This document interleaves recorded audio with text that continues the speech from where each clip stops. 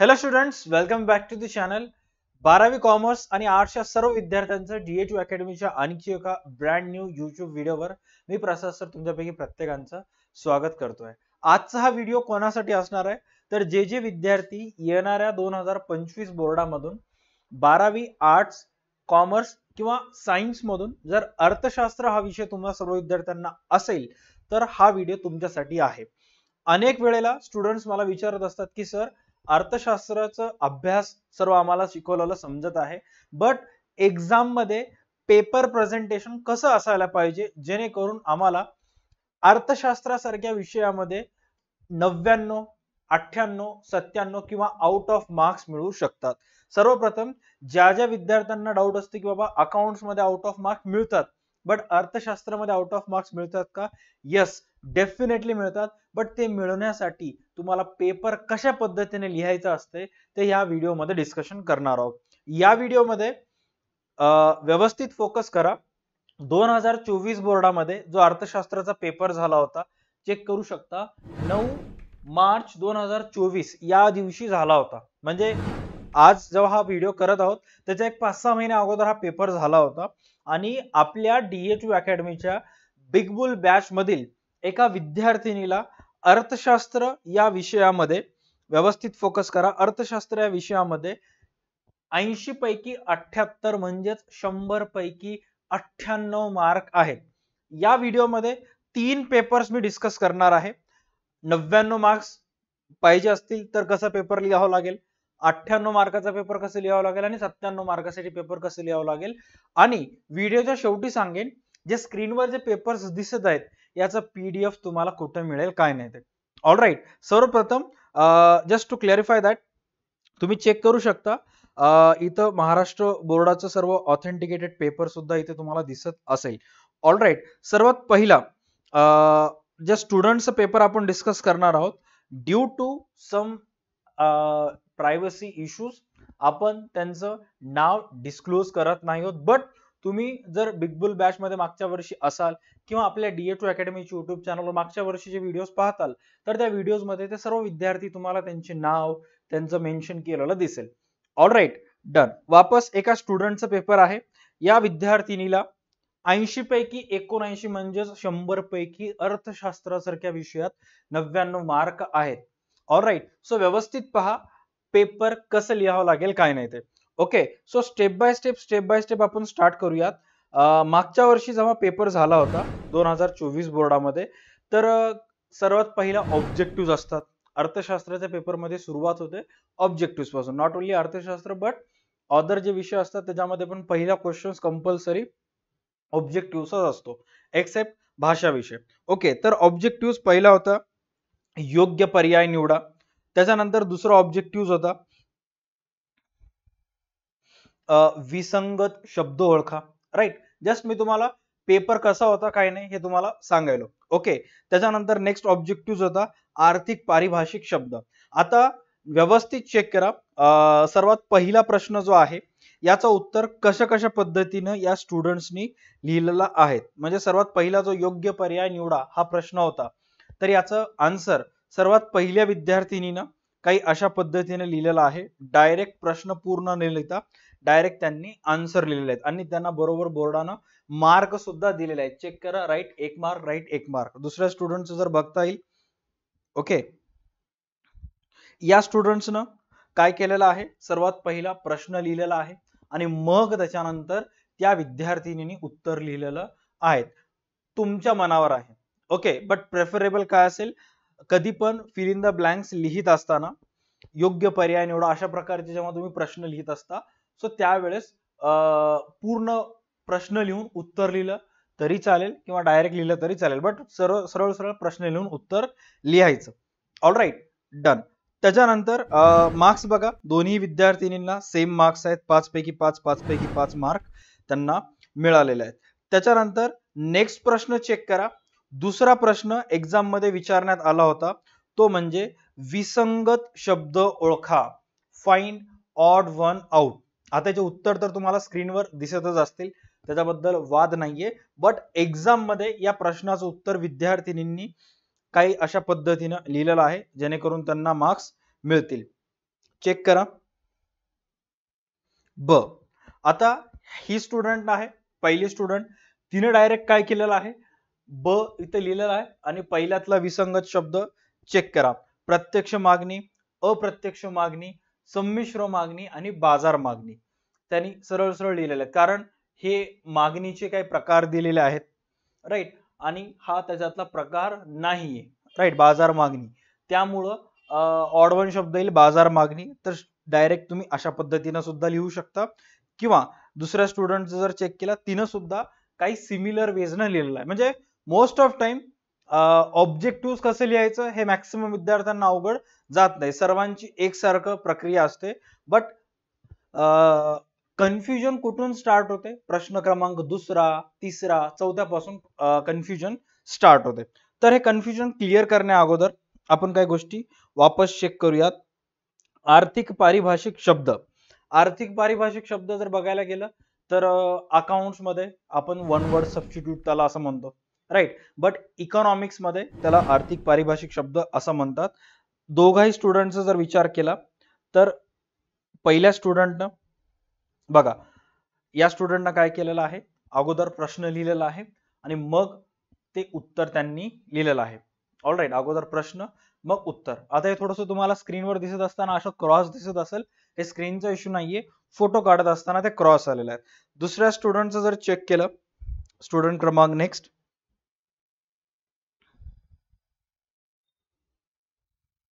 तर त्यांनी काही अशा पद्धतीने तिथं डायरेक्ट लिहिलेलं आहे. आणि हे तुम्हाला सुद्धा मी अनेक वेळेला सांगतो की आन्सर कसं लिहायचं काय नाही, ते ह्याच्याबद्दल वाद नाहीये. ऑब्जेक्टिव्ह क्लिअर झालं. ओके, त्याच्यानंतर आपण आता काय करूयात, मोठ्या मोठ्या प्रश्नाकडे जाऊयात.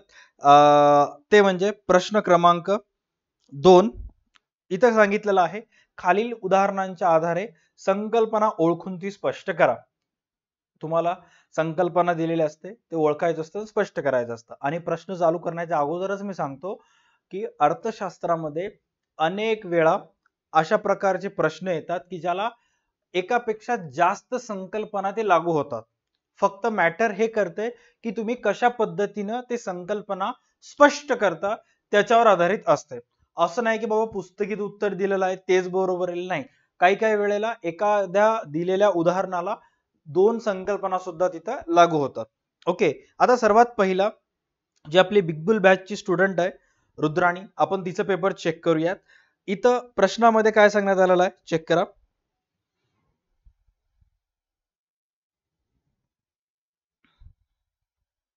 तिचे जे 2 मार्क गेलेले आहेत, तिनं जे प्रश्न लिहिले होते.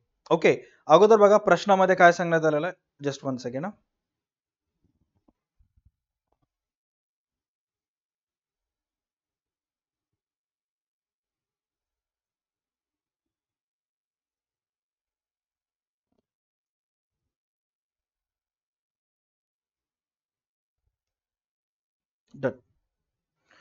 मनीषाने पेन, वही पेनचा वापर करून, येईल तुम्हाला स्क्रीनवर. ओके, बघा प्रश्नामध्ये काय सांगण्यात आलेलं आहे की मनीषाने वही पेनचा वापर करून निबंध लेखनाची गरज पूर्ण केली. ओके, आता याचं उत्तर इथं उपयोगिता असं लिहिलेलं आहे. बट विद्यार्थिनींनी चुका तर होणारच आहेत ऑब्व्हियसली. विद्यार्थिनीने काय लिहिलेलं आहे, वरील विधानात 1 नंबर प्रश्न, वरील विधानात पूरक मागणी किंवा संयुक्त मागणी ही संकल्पना स्पष्ट होते आणि तिथे लिहिलेलं आहे, आणि सरांनी चेक करत असताना क्लिअर कट हे चूक केलेलं आहे, ज्याच्यामुळे विद्यार्थिनीचे ह्या इथंच 2 मार्क कटले. राईट, या मुळे इथं 2 मार्क तिचे कटले. आता ओरिजिनल आन्सर काय असेल, आपण दुसऱ्या विद्यार्थिनीचं चेक करूया की जिला 2 पैकी 2 मार्क आहेत. संकल्पना दुसऱ्या विद्यार्थिनीने काय लिहिलेलं आहे, चेक करा. की आपल्याच क्लासची स्टुडंट आहे, कीर्ती असं तिचं नाव आहे. ऑलराईट, बघा तिनं काय लिहिलेलं आहे, संकल्पना उपयोगिता स्पष्टीकरण आणि त्याचं योग्यरित्या स्पष्टीकरण केलेलं आहे. पहिल्या याच्यात इथं 1 नंबर टाकून 3 ओळी लिहिलं. एक छोटीशी जे की निग्लेजेबल आहे, ज्याला आपण दुर्लक्षित करू शकता, काही प्रॉब्लेम नाहीये. बट पहिलं स्पष्टीकरण लिहिल्यानंतर 1 ओळ सोडून दुसरं स्पष्टीकरण तुम्हाला लिहायचं असतं. बट काय मॅटर करत नाही, कारण विद्यार्थिनीला लिहित असताना व्यवस्थित पहा, कुठंच चुका झालेले नाहीत. राईट, आणि हा पेपर हा ज्या स्टुडंटचा पेपर आहे हिला 100 पैकी 99 मार्क आहे. आता ज्या ज्या विद्यार्थी किंवा विद्यार्थिनीचं किंवा विद्यार्थ्यांचं अक्षर जाड असतं, ज्याला आपण टप्पू टप्पू अक्षर असं म्हणतो, तुम्ही असं समजून घ्या की देवानं तुम्हाला एक वरदान दिलेलं आहे. ऑलराईट. का? कारण जे बारीक बारीक अक्षर लिहितात आणि जे जाड अक्षर लिहितात, सपोज एखादा उतारा दिलं आणि लिहा म्हणून सांगितलं, बारीक अक्षरांचं एका पेज मध्येच भरून जातं. पण ज्यांचं जाड अक्षर आहे ते 1.5 पेज 2 पेज पर्यंत जातात आणि त्याच्यामुळे कुठं ना कुठं सायकोलॉजिकल फॅक्टर एक शिक्षकाच्या मनात तयार होतात आणि त्याला विद्यार्थिनीला जास्त मार्क देऊन टाकतात. कारण या विद्यार्थिनीनं बघा एका ओळीमध्ये किती शब्द बसवले, 1 2 3 4, हे छोटस एक सिंगल 4.5 शब्द एका ओळीमध्ये बसलेले आहेत. दुसरं जर बघितलं 1 2 3 4, 4 ओळी, 4 शब्द एका ओळीमध्ये बसत आहेत. 10 शब्द जरी राहिले तर 2.5 ओळी आरामशीर भरून जातात.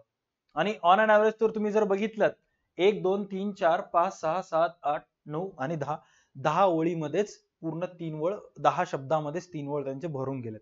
याचा फायदा, जाड अक्षरांचा फायदा जे जे स्टुडंट्स आहेत त्यांना मार्क मिळण्याचे चान्सेस जास्त असतात. एवढंच सांगायचं आहे. असं काही नाही की बाबा जाड अक्षर असेलच तर मार्क मिळतात. तुम्ही अभ्यासच केला नाही सर माझं जाड अक्षर होतं म्हणलात तर मग ते काही कामाचं होत नाही. साईड बाय साईड तुम्हाला अभ्यास पण करावा लागेल. मार्क जास्त म्हणजे काय, कम्पॅरेटिव्हली 1 ते 2 मार्क ऍव्हरेज अक्षरापेक्षा जास्त मिळतात. Okay, done. त्याच्यानंतर रघुचे वडील, आता एकूण संकल्पना ओळखून स्पष्ट करा. तुम्हाला एकूण 3 लिहायचे असतात आणि एक्झाम मध्ये कोणतेही तुम्हाला एकूण 5 देण्यात येतात, त्यापैकी कोणतेही 3 तुम्हाला तिथं लिहायचे असतात. त्यामुळे ते कसं लिहायचं काय नाही आपण ऑलरेडी चेक केला. आता ह्या ज्या स्टुडंटचा हा पेपर आहे तिची पहिली संकल्पना तर चुकली. बट जेव्हा तुम्ही तिची दुसरी संकल्पना बघता, उदाहरण नंबर 4, उदाहरण क्रमांक 4 काय होतं की महाराष्ट्राने पंजाबकडून गहू खरेदी केला. महाराष्ट्राने पंजाबकडून गहू खरेदी केला. हा उदाहरण क्रमांक 4 होता अंतर्गत व्यापार किंवा देशांतर्गत व्यापाराचा. आणि विद्यार्थिनीने लिहिल्यानंतर चेक करा, त्यानं अगोदर काय लिहिलं, वरील विधानात देशांतर्गत ऑब्लिक अंतर्गत व्यापार ही संज्ञा स्पष्ट केलेली आहे. अर्थशास्त्राच्या शेवटच्या चॅप्टर मधला आहे. ओके.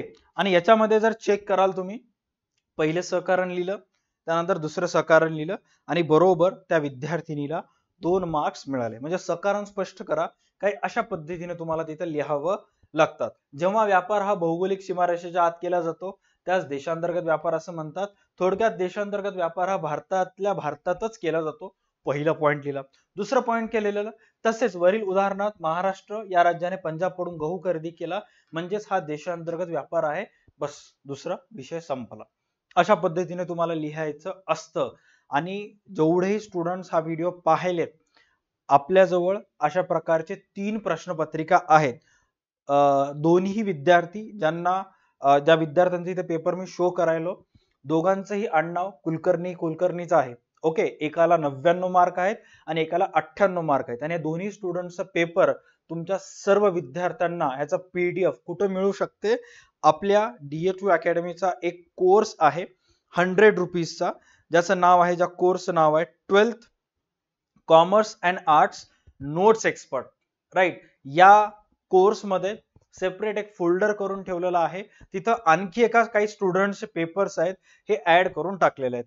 जेव्हाही तुम्ही संध्याकाळी अभ्यास करून ज्यावेळेस माइंड एकदम कंटाळलेलं असतं त्यावेळेस अशा प्रकारचे सर्व पेपर्स बघायचे लास्ट इयरच्या स्टुडंटचे, की बाबा ह्यांना 98-99 मार्क्स मिळालेत तर कशा पद्धतीने पेपर लिहिले आहेत, सेम मेथड आपण फॉलो करायची. ऑटोमॅटिकली तुम्हाला सुद्धा मार्क्स तसे मिळतात. All right, done. हे झालं संकल्पना स्पष्ट करा. त्याच्यानंतर येतो प्रश्न, तो म्हणजे फरक स्पष्ट करा. ओके, फरक स्पष्ट करा. आता फरक स्पष्ट करा एकूण तुम्हाला 4 येतात, 5 येतात. त्या 5 पैकी कोणतेही 3 तुम्हाला लिहायचे असतात. आणि हे जे ग्रीन कलर मध्ये दिसायलेत, एक्झामच्या अगोदर DH2 अकॅडमी सर्व युट्यूबच्या स्टुडंट्सला प्लस बिग बुल बॅच मधील स्टुडंट्सला जे महत्वाचे प्रश्न 2025 बोर्ड, महत्वाचे प्रश्न 2026 बोर्डला येणार आहेत, प्रत्येक वर्षी एक्झामच्या 2-2.5 महिने अगोदर आम्ही स्टुडंट्सला देतो की बाबा हे एवढे प्रश्न व्यवस्थित कव्हर करा, ऑटोमॅटिक ते एक्झामला बरोबर येतात. राईट. आणि हे 3 प्रश्न मागच्या वर्षी स्टुडंटला एक्झामच्या अगोदर दिलेले आहेत. हे ज्या दिवशी तुमची एक्झाम होईल त्या दिवशी आपण पेपर रिव्ह्यू घेता आणि पेपर रिव्ह्यू मध्ये सगळं समजून सांगता की कोणते कोणते आम्ही दिलेले प्रश्न आलेत काय नाही तर. ओके, आता बघा अर्थशास्त्रामध्ये फरक स्पष्ट करा येतात 5, लिहायचे असतात 3, एकाला मार्क असतात 2. फरक स्पष्ट करा कशा पद्धतीनं तुम्हाला प्रेझेंट करायचं आहे, तर काही अशा पद्धतीने तुम्हाला लिहायचं. बघा आता पहिला फरक स्पष्ट करा. स्टुडंट अटेम्प्ट केलेला आहे एकूण उपयोगिता व सीमांत उपयोगिता. आता हर वेळेस मी विद्यार्थ्यांना सांगतो की अर्थशास्त्रामध्ये फरक स्पष्ट करा 2 मार्काला असतं, तर तुम्हाला मिनिमम 2 तरी डिफरन्स तिथं सांगावं लागतात. बट समटाइम्स होतं असं की लिहिण्याच्या गडबडीमध्ये इतकं सारं माइंड मध्ये गोष्टी चालू असतात की एखाद्या फरक स्पष्ट करातला पॉइंट चुकतो. त्यामुळे मिनिमम 3 ते 4 तुम्ही स्वतःहून तिथे लिहून येत जा. एखाद एक जरी चुकलं तरी रिमेनिंग 2 बरोबर लिहिल्यामुळे तुम्हाला मार्क्स पडतात. तर त्या स्टुडंटनं काय अटेम्प्ट केलेलं आहे बघा, एकूण अशा पद्धतीनं पहिला फरक स्पष्ट करातला पहिला फरक, दुसरा फरक, तिसरा आणि चौथा. सुदैवानं 4चे 4 बरोबर आले. स्टुडंटला किती मार्क मिळाले 2. बट तुम्ही कीर्ती नावाच्या स्टुडंटचा जर पेपर बघताल तर हिनं फरक स्पष्ट करत असताना अंतर्गत कर्ज आणि बाह्य कर्ज असा एक फरक स्पष्ट करा होता. तर इथं या स्टुडंटने काय केलं, पहिला फरक स्पष्ट करा लिहिला, पहिला फरक अर्थ लिहिला, दुसरा फरक यांनी लिहिला चलन. हे दोन्ही बरोबर आले. बट एक्स्ट्रा एक अटेम्प्ट केला त्यांनी उदाहरण, राईट. आणि उदाहरण हा जो विद्यार्थ्यांनी लिहिला होता हा चुकीचा होता, त्यामुळे हे चूक केलं, राईट. बट मिनिमम किती फरक स्पष्ट करा, पॉइंट स्पष्ट करायचे तुम्हाला 2, लिहिले किती 3. आता अनेक जणांना प्रश्न पडतात, सर आम्हाला लिहायचे 2, जर समजा आम्ही 3 लिहिलं त्यातलं एक चुकलं तर आमचे मार्क कटणार का? मार्क कटणार नाहीत, कारण मिनिमम तुम्हाला किती बरोबर लिहायचे होते 2, तर स्टुडंटनं 2 बरोबर लिहिले. एक एक्स्ट्रा लिहिला होता ते चुकीचा, एक्स्ट्रा चुकीचा त्याला काय काहीच हरकत नाही. All right, done. अशा पद्धतीने फरक स्पष्ट करा तुम्हाला लिहायचं आहे. त्याच्यानंतर येतो प्रश्न क्रमांक 3, खालील प्रश्नांची उत्तरे लिहा. ओके, आता याच्यामध्ये बघा टोटल प्रश्न येतात 3. एक प्रश्न अटेम्प्ट केला तर तुम्हाला मार्क असतात 4. अनेक मुलांचा प्रश्न पडतो की 4 मार्कासाठी किती पेज लिहायचं, कारण कसं आहे बघा, स्टुडंट जेव्हा युट्यूबवर येतात तेव्हा एकाच युट्यूबरचे व्हिडिओज बघत नाहीत, मल्टिपल युट्यूबरचे व्हिडिओ बघतात.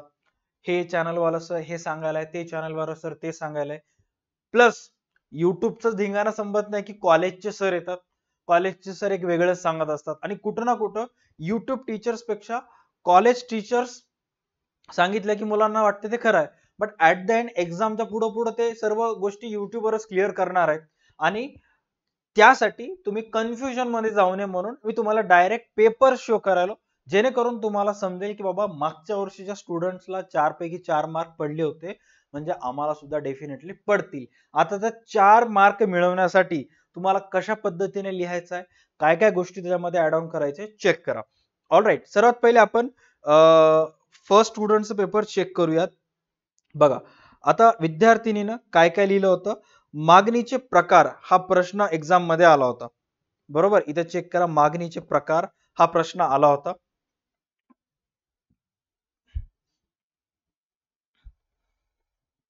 मागणीचे कोणतेही 4 प्रकार स्पष्ट करा. आता विद्यार्थिनीनं 4चे 4 प्रकार पाठ होते, तर डायरेक्ट तिनं काय करायला स्टार्ट केलं, पहिलं पॉइंट लिहिला, मागणीचे प्रकार खालील प्रमाणे. प्रत्यक्ष मागणी, अंडरलाईन करायचं, एक वळ सोडायचं. अंडरलाईन अगोदर पूर्ण शब्द लिहायचं, मुद्दा प्रत्यक्ष मागणी, अंडरलाईन करायचं, एक वळ सोडायचं, आणि मग जे तुम्हाला लिहायचं आहे ते स्पष्टीकरण लिहायचं, जेणेकरून हा हायलाइट होईल. ऑलराईट, प्रत्यक्ष मागणी लिहिलं, किती वेळ लिहिलं, प्रत्यक्ष मागणी म्हणजे ही जीवनावश्यक तसेच उपभोग्य वस्तूंची मागणी असते. उपभोक्त्यांचे प्रत्यक्ष गरजा पूर्ण करणारी मागणी म्हणजेच प्रत्यक्ष मागणी होय. उदाहरणार्थ अन्नधान्याची मागणी, वस्त्रांची मागणी इत्यादी. That's it. ह्याच्यापेक्षा जास्त एकही शब्द लिहित बसायचं नाही. 1 मार्कासाठी आहे, विश्लेषण लिहिलं, उदाहरण लिहिलं, बस संपलं, राईट. बाकी तुम्हाला कितीही होते, जास्त लिस्ट बसलात तर पेपर पूर्ण होणार नाही. आणि एक पेपर जो तुम्हाला बोर्डाकडून देण्यात येतो उत्तर पत्रिका, ती जवळपास 28 पेजेसची असते. आणि या विद्यार्थिनींनी ते 28 पेजेस तर भरवलेतच, त्याचबरोबर 5 पुरवणी घेतलेत. सर तुम्हाला कसं माहित तिने 5 पुरवणी घेतलेत? तुम्ही पेपर देत असताना गेला होतात का? साधं सिंपल आहे, जेव्हाही तुम्ही सप्लिमेंट्स घेता, पुरवणी घेता, तर मेन पुरवणी इथं एक असते, main answer book, plus number of supplements किती दिले आहेत 5, अशी टोटल किती झाले 6. म्हणजे जितकं जास्त तुम्ही अभ्यास कराल, जितकं जास्त तुम्ही प्रश्न सॉल्व्ह कराल, तेवढं जास्त नंबर ऑफ सप्लिमेंट्स तुम्हाला लागतील. Okay, done. आता स्टुडंटने लिहित असताना सर्वात पहिला मागणी म्हणजेच काय, मागणीचे प्रकार स्पष्ट करा असा प्रश्न आला होता आणि विद्यार्थीने एकदम व्यवस्थित ते अटेम्प्ट केला होता. ओके, तर 4 मार्कासाठी त्यांनी 4 मुद्दे व्यवस्थित मांडले आणि किती नंबर ऑफ पेजेस भरले, तर पहिल्या पेजेसवर मागणीचे 2 प्रकार, प्रत्यक्ष अप्रत्यक्ष, आणि दुसऱ्या पेजेसवर मागणीचे राहिलेले 2 प्रकार, पूरक मागणी, स्पर्धात्मक मागणी. दॅट्स इट, एवढंच. दुसरं तिसरं याच्या व्यतिरिक्त काहीच लिहित बसायचं नाही. कीर्तीचं जर पेपर चेक करायचं असेल तर चेक करा.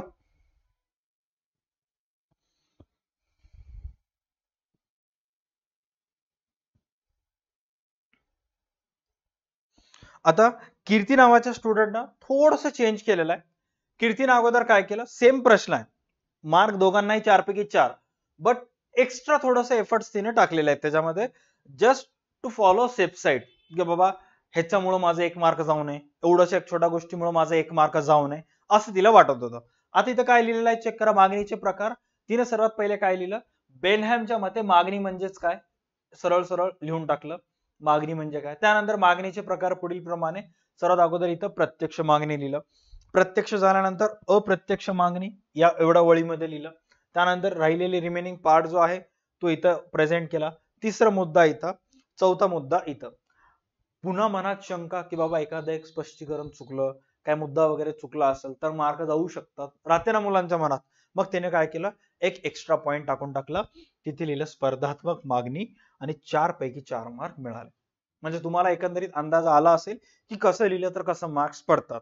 आता फॉलो कोणती करायचं, सर्वात पहिला, ओके सर आम्हाला तर कळालेलं आहे की बाबा 4 पैकी 4 मार्क घेण्यासाठी काय काय करावं लागतं, बट तुमच्या मते काही टिप्स, जर तुम्ही शुअर असाल जे 4 मुद्दे आहेत ते तुम्हाला बरोबर लिहिलेले आहेत, त्याच्यामध्ये काहीच चूक नसेल, 5वा मुद्दा लिहायच्या वाट्याला जायचं नाही, कारण एवढं लिहिण्याला सुद्धा 30-40 सेकंद का होणार टाइम लागतो. मुद्दा नंबर 2, कंपल्सरी जेव्हा तुम्ही ऑब्जेक्टिव्हच्या नंतरचे प्रश्न सॉल्व्ह करायला स्टार्ट करता, थोडक्यात उत्तरे लिहा, स्पष्टीकरण स्पष्ट करा, काही असेल, कुठं ना कुठं वर अर्थ व व्याख्या लिहिण्याची सवय लावून घ्यायचं. याच्यामुळे काय होतंय, नंबर फर्स्ट, पेपर प्रेझेंटेशन चांगलं होतं आणि उत्तराची लेंथ वाढते. जसं की बघा, इथून स्टार्ट केलं, या पेजवर स्टार्ट केलं, पेज क्रमांक फर्स्ट, पेज क्रमांक सेकंड, आणि मग नंतर समोरच्या पेजवर उत्तर संपलं. म्हणजे जवळपास 2.25 पेजेस स्टुडंटने पेपर व्यवस्थित लिहिलेला आहे, 4 मार्क पडणार म्हणजे पडणार.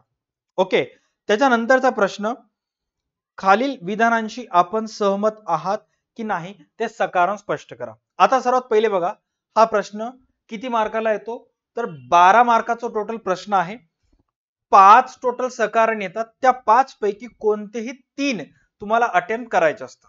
5 पैकी किती अटेम्प्ट करायचे असतात, 3. आता ह्याच्यामध्ये बघा, पहिला आला, मागील 75 वर्षाच्या कालावधीत विदेशी व्यापाराच्या रचनेत किंवा दिशेत पूर्णतः बदल झाले, स्थूल अर्थशास्त्र सूक्ष्म अर्थशास्त्र वेगळे असते, अनेक फरक स्पष्ट करा आलेले आहेत. आता विद्यार्थ्यांनी कशा पद्धतीनं अटेम्प्ट केलेला आहे. ओके, सर्वात पहिले आपण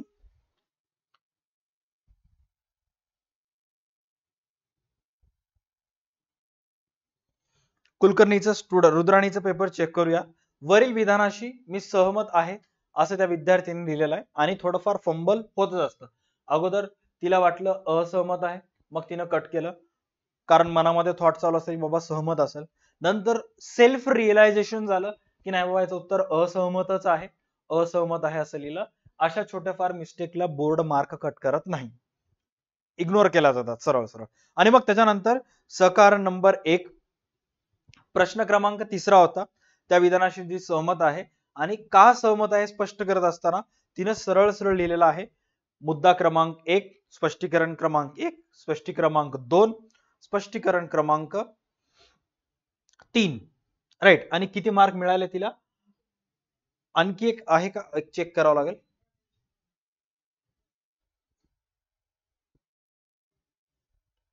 स्पष्टीकरण क्रमांक 4 आणि 5, अशी टोटल तिला 5 स्पष्टीकरण लिहिल्यामुळे 4 मार्क मिळाले. आता व्यवस्थित चेक करा, फोकस करा. ओके, जेव्हा हा स्पष्टीकरण लिहित होती ती, ओके, तर इमॅजिन करा, इमॅजिन करायला काय ऍक्च्युअल मध्ये इथे दिसतच आहे, हा पेज क्रमांक किती आहे, हा पृष्ठ क्रमांक तुम्हाला इथं 23 दिसत असेल.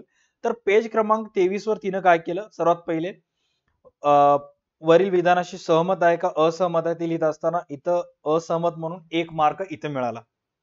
ओके, त्याच्यानंतर तिनं काय केलं, स्पष्टीकरण लिहिलं. क्रमांक 1, 2 आणि 3. टीचर्सला वाटले की बाबा एवढेच लिहिलेले आहेत, त्यामुळे टीचर्सनं काय केलं, सर्वात पहिले 3 मार्क दिले. ओके, मग तिला नंतर शिक्षकाला नंतर रिअलाइज झालं की बाबा मागच्या पेजवर पण एक असू शकते, आणि मागच्या पेजवर एक लिहिलेलं गेलं, त्यामुळे त्याने काय केलं, हा चला हे सुद्धा बरोबर आहे. टोटल किती मार्क दिले, 4. इन द सेन्स, सांगायचं तात्पर्य काय, की सकारण स्पष्टकरामध्ये मिनिमम 4 सकारण तरी तुम्हाला लिहावे लागतात. तुम्ही जर 1-2 लिहिला, मार्क कटले. मिनिमम किती लिहावे लागतात, कंपल्सरी 4 सकारण लिहावे लागतात. आता सकारण स्पष्ट करा जे तुम्ही लिहित असता, ओके, ते लिहित असताना मी स्टुडंटला काय सांगितलेलं आहे की बाबा तुम्ही जर 1 नंबर टाकून डायरेक्ट ह्या मार्जिन पासून स्टार्ट केलं, बघा आता इथे स्टुडंटनं काय केलं, सपोज 1 नंबर टाकलं आणि इथूनच स्टार्ट केलं लिहायला, तर एकाच पेजवर तुमचे 4चे 4 मुद्दे येतात. त्याच्यामुळे कुठं ना कुठं शिक्षकाला काय वाटते, 4 मार्काचा प्रश्न आहे, ह्याने एकच पेज लिहिला, मार्क देत नाही, 3 मार्क देतात. त्यामुळं एक पेज 2 पेज मध्ये कन्वर्ट करण्यासाठी मी स्टुडंटला सजेस्ट करतो की बाबा अगोदर तुम्ही वरील विधानाशी सहमत आहात का नाही इथं वर लिहून टाका, त्यानंतर सकारण लिहून खालची पूर्ण जागा एम्प्टी सोडा, आणि मग जे पण तुम्हाला एक्सप्लेन करायचंय हे सकारण झाल्यानंतर नंबर टाकून इकडे एक्सप्लेन करा, जेणेकरून पेपर प्रेझेंटेशन पण चांगला होईल, जास्तीत जास्त कमीत कमी माहिती जास्तीत जास्त ओळीमध्ये भरता येईल, आणि जेणेकरून शिक्षकाला मार्क देता येईल. हा झाला बिग बुल बॅच मधला स्टुडंटचा पॅटर्न. आता कीर्तीचा पेपर कसं लिहिलेला आहे चेक करा. तिनं सुद्धा सकारण स्पष्ट करत असताना प्रत्येक स्टुडंटची वेगवेगळी टेक्निक वगैरे असते, आपल्याला कोणाला नाव ठेवायचं नाहीये. बट हा, तिनं 4था लिहिला, या विधानाशी सहमत आहे, 1 मार्क तिला तिथं मिळाला. ओके, 1 मार्क तिला तिथं मिळाला. बट कीर्तीनं काय केलेलं आहे, सकारने न लिहिता इथं कारणे लिहिलं तिनं, चालेल, आणि डायरेक्ट इथं जागा न सोडता इथून लिहायला स्टार्ट केली, जे की चालेल. बट एक गोष्ट लक्षात घ्या की एकाच पेज मध्ये भरलं, बघा ना, एकाच पेज मध्ये भरलं, अरे बरोबर, इथे 1 मार्क इथे 1 मार्क मिळाला, 4 मार्क मिळाला. मी असं म्हणत नाहीये की बाबा तुम्ही 1.5 पेज लिहिला तरच 4 मार्क मिळतात, असं नाहीये. बट कुठं ना कुठं जितकं जास्त तुम्ही व्यवस्थित तिथे लिहिताल तेवढं जास्त मार्क पडायचे चान्सेस असतात. ओके, खास करून ओसीएम, ESP सारख्या विषयामध्ये. ओके, हे झालं, फरक स्पष्ट करा. बट या स्टुडंटना लिहिलेलं आहे, चांगलं आहे, बट आणखी जर एक ओळ जर सोडली असती तर पेपर प्रेझेंटेशन एकदम भारी झाला असता. बट 4 मार्क मिळण्यामागचं रिझन, 2 रिझन आहेत. नंबर फर्स्ट, स्टुडंटनं जे पण लिहिलेलं आहे ते एकदम ऍक्युरेट माहिती लिहिलेली आहे. नंबर सेकंड, कर्तेपासून संपूर्णपासून कर्तेपर्यंत चेक करा, एकही शब्द खाडाखोड झालेला नाही. राईट, व्यवस्थित चेक करा, संपूर्णपासून कर्तेपर्यंत एकही शब्द खाडाखोड झालेला नाहीये. त्यामुळं कुठं ना कुठं तिला आउट ऑफ मार्क्स पडलेले आहेत, कारण पेपर प्रेझेंटेशन आणि अक्षर पूर्ण चांगला आहे. आता जेवढे स्टुडंट हा व्हिडिओ बघत आहेत, हा व्हिडिओ तुम्हाला झालं पॉसिबल तर तुम्ही 2 वेळेस बघा. नंबर फर्स्ट, जे तुम्ही आता बघत आहात, आणि नंबर सेकंड, ज्याही वेळेस तुम्ही अर्थशास्त्राच्या पेपरला जाणार असाल, पेपर उद्या म्हणजे आज कंपल्सरी पाहून घ्यायचे, जेणेकरून जे पेपर उद्या म्हणजे आज कसं होतं माहिती आहे का, काही पण वाचा विसरल्यासारखं होतं, लक्ष राहत नाही, मन स्टेबल राहत नाही. त्याच्यासाठी काही ना काही प्रोडक्टिव्ह काम करण्यासाठी कंपल्सरी तुम्हाला हा व्हिडिओ 2 वेळेस बघायचा. ऑलराईट, आणि व्हिडिओ बघायला जास्त टाइम खर्च होऊ नये म्हणून 100 रुपीजच्या कोर्समध्ये PDF ऑलरेडी ऍड केलेले आहेत, तिथून सुद्धा जाऊन तुम्ही PDF स्क्रोल करू शकता आणि चेक करू शकता. 3 स्टुडंटचे तिथे पेपर आहेत. All right, done. त्याच्यानंतर चेक करा प्रश्न क्रमांक 5वा, तक्ता उतारावा आकृतीच्या सहाय्याने विचारलेल्या प्रश्नांची उत्तरे लिहा, आणि स्टुडंटनं एकदम ते सुद्धा व्यवस्थित केलेलं आहे, काही प्रॉब्लेम नाही. ओके, आपण चेक करूयात प्रश्न क्रमांक 5वा. प्रश्न क्रमांक 5व्याचं उत्तर. सर्वात पहिला इथे तुम्हाला काय प्रश्न दिलेले आहेत. किंमत निर्देशांक शोधण्याची सूत्र लिहा असं प्रश्नामध्ये सांगण्यात आलेलं आहे. ओके, तर स्टुडंटनं बघा लिहित असताना काय केले. सर्वात पहिले लेट मी चेक त्यांनी कोणते कोणते प्रश्न सॉल्व्ह केलेले आहेत. हा प्रश्न दुसरा आहे आणि आय थिंक कुलकर्णीनं हा सॉल्व्ह केलेला आहे. प्रश्न 5वा, 5व्यातलं दुसरा तिनं सॉल्व्ह केलेला आहे. ओके, दुसऱ्याचं उत्तर कशा कशा पद्धतीने त्यांनी लिहिलेले आहेत चेक करा.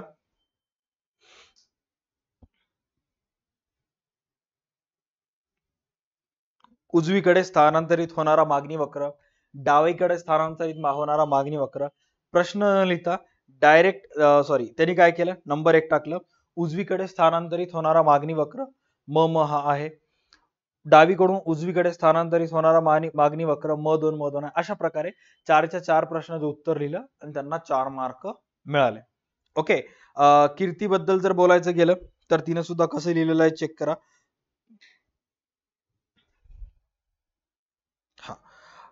कीर्तीनं दुसरा प्रश्न डायरेक्ट न सॉल्व्ह करता पहिल्या प्रश्नाकडे गेली तिने, कारण 3 पैकी 2 सॉल्व्ह करायचे असतात. तर कीर्तीनं काय केलं बघा. सर्वात पहिला प्रश्न काय होता की निर्देशांक चॅप्टर मधला होता. किंमत निर्देशांक शोधण्याचे सूत्र लिहा.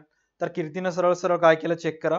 किंमत निर्देशांकाचा formula P01 is equal to sigma PQ sigma P0 into 100. सरळ सरळ तिने लिहिलं, 1 मार्क. All right, done. दुसरा प्रश्न काय होता की सिग्मा P0 व सिग्मा P1 च्या किमती काढा. सरळ सरळ तिने काय केलं बघा.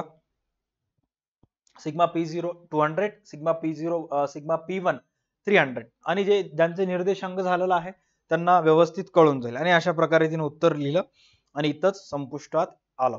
ओके, त्याच्यानंतर आता अनेक जणांचे डाऊट असतील की सर असे एखादे का प्रश्न नाही का सर की ज्याच्यामध्ये स्टुडंट्सनी आकृत्या काढलेल्या आहेत. कारण इकॉनॉमिक्स मध्ये सर विदाउट डायग्राम इकॉनॉमिक्सचा पेपरच कम्प्लीट होत नाही.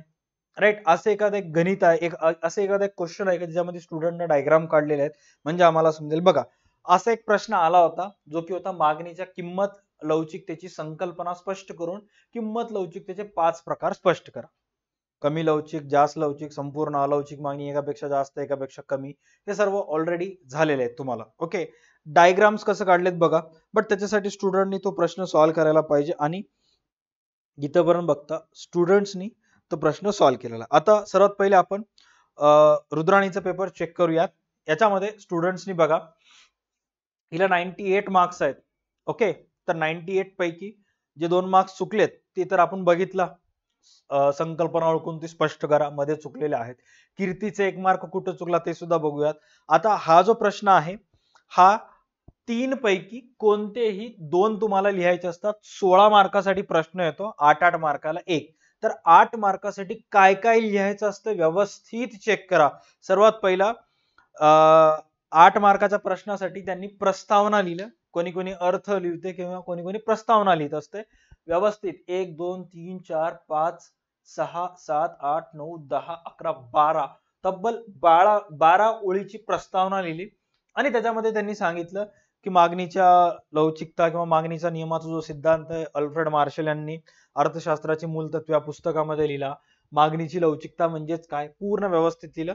त्याच्यानंतर त्यांनी काय लिहिली, व्याख्या लिहिली आणि व्याख्या लिहिल्यानंतर समोरच्या पेजवर येऊन त्यांनी लगेच तिनं स्टार्ट केलं मागणीच्या किंमत लवचिकतेचे प्रकार. राईट, मागणीच्या किंमत लवचिकतेचे प्रकार आणि प्रकार लिहिल्यानंतर सर्वात पहिले लिहिलं संपूर्ण लवचिक मागणी आणि मग संपूर्ण लवचिक मागणीचं एक्सप्लेनेशन. वस्तूच्या किमतीत बदल झाला असता मागणीत मोठ्या प्रमाणात बदल होत असेल तर त्या संपूर्ण लवचिक मागणी असे म्हणतात. ऑल राईट, आणि मग त्याच्यानंतर त्या संपूर्ण लवचिक मागणी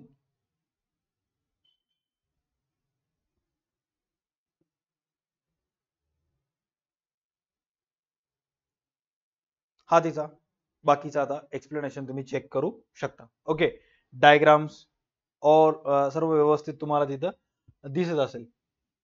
ओके, डन. राईट, हा आणि अशा प्रकारे आता ते जे मागणीचे किंमत लवचिकतेचे प्रकार आहेत त्या प्रत्येकाची आकृती तुम्हाला इथे दिसत असेल. आणि पेपर जेव्हा बोर्डाकडून येतो तर त्याची ब्लॅक अँड व्हाईट प्रत येते, कलर प्रत काही येत नाही. आणि स्टुडंटला जेव्हा मी फोन करून विचारलं तर क्लिअर कट सांगितलं की सर डायग्राम जे होते ते आम्ही पेन्सिलचा वापर न करता पेनीनेच काढला होता. ओके, कारण एकच आकृतीचा प्रश्न आला होता, सोपा होता. कारण आकृत्या तर तसे अनेक अवघड अवघड आकृत्या आहेत, राईट. पुरवठा वक्र मागे व पुढे जाऊन मागे डावीकडून उजवीकडे खालून वर जाऊन मागे वळणारा असतो, असे अवघड अवघड. किंवा पूर्ण स्पर्धेत वस्तूची किंमत निश्चिती कशी होते असे प्रश्न आले नव्हते. ओके, त्यामुळे सोपे सोपे प्रश्न आले होते, त्यामुळे पेनीनेच तयार केलेला आहे. कीर्ती कुलकर्णीचं जर बघायला गेलं तर चेक करा.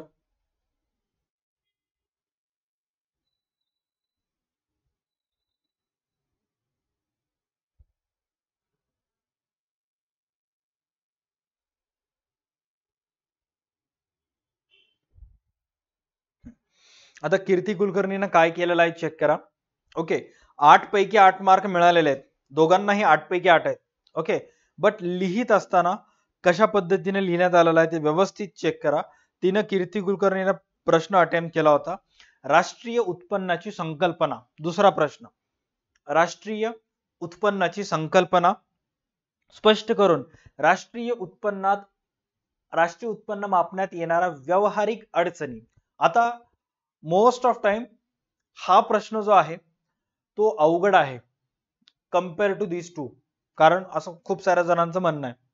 बट कीर्तीनं चॅलेंज एक्सेप्ट केलं आणि अवघड प्रश्न लिहिला, त्यामध्ये सुद्धा 8 पैकी 8 आले. सर्वात पहिले तिनं काय केलं, नवीन पुरवणीवर स्टार्ट केलं आणि पूर्ण असं वरून इथपर्यंत प्रस्तावना लिहिली नवीन पुरवणीवर. ओके, मग त्यानंतर तिनं थोडक्यात राष्ट्रीय उत्पन्न म्हणजे एकूण देशाचे उत्पन्न होय असं लिहिलं, जे राहिलेली प्रस्तावना कंप्लीट केली. आणि मग त्याच्यानंतर आलं व्याख्यावर, व्यवस्थित पूर्ण व्याख्या लिहिली. आणि ती व्याख्या कोणाची होती तर नॅशनल इन्कम कमिटी, राष्ट्रीय उत्पन्न समितीची व्याख्या होती असं लिहिलं. त्यानंतर मग थोडंफार माहिती त्याच्याबद्दल लिहिली की राष्ट्रीय उत्पन्नाचे मापन करणे हे अतिशय क्लिष्ट काम आहे, त्यात अनेक अडचणी येतात आणि राष्ट्रीय उत्पन्नात मोजताना येणाऱ्या व्यावहारिक अडचणी, तस तर 2 अडचणी आहेत, राईट. तात्विक अडचणी आणि व्यावहारिक अडचणी. त्यापैकी व्यावहारिक अडचणी आणि मग दुहेरी गणनाबद्दल माहिती लिहिली. त्यानंतर राहिलेली माहिती इकडं अमौद्रिक क्षेत्राचे अस्तित्व, असं करत करत करत टोटल अडचणी जर बघितलं तर नियर अबाउट विद्यार्थ्यांनी 8च्या 8 अडचणी लिहिलं आणि त्या अडचणींबद्दल त्यांना 7.5 मार्क टोटल प्रश्न अटेम्प्ट केल्यामुळे मिळाले. आणि 7.5 मार्क मिळाल्यानंतर त्याचं रूपांतर राऊंड ऑफ करून झालं 8 मध्ये आणि ह्या प्रश्नाला 8 पैकी 8 मार्क देण्यात आले.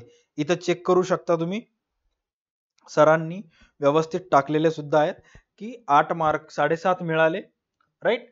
आणि एकूण 3 अटेम्प्ट करायचे होते प्रश्न, 3 पैकी 2. तर पहिलं राष्ट्रीय उत्पन्नाचा अटेम्प्ट केलं, प्रश्न क्रमांक दुसरा होता. आणि नंतर अटेम्प्ट केलं पुरवठ्याचा प्रश्न, जो तिसरा होता. आणि 7.5 आणि 8 टोटल झाले 15.5. आणि शेवटच्या प्रश्नामध्ये 15.5 मिळाले, त्याच्यामुळे त्याचं रूपांतर 2, 1 मार्क राऊंड ऑफ करून किती झालं 16. अशा प्रकारे शेवटच्या प्रश्नात आउट ऑफ मार्क्स मिळालेले आहेत, राईट. अशा पद्धतीने तो पूर्ण प्रश्न अटेम्प्ट केलेला आहे. पुरवठ्याचा जर प्रश्न बघता की सर विद्यार्थिनींनी पुरवठा नावाचा जो प्रश्न आहे तो कशा पद्धतीने लिहिला काय नाही, तर बघा.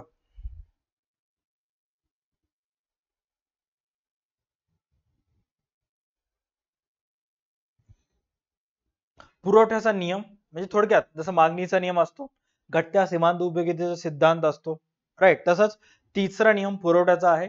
आणि पुरवठ्याचा नियम लिहित असताना विद्यार्थिनीने सर्वात पहिला प्रस्तावना लिहिली, प्रस्तावनानंतर नियम लिहिलं ग्रहितकासहित.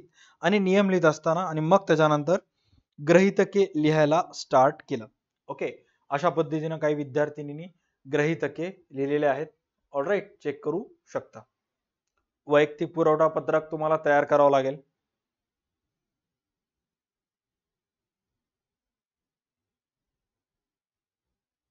Done, all right.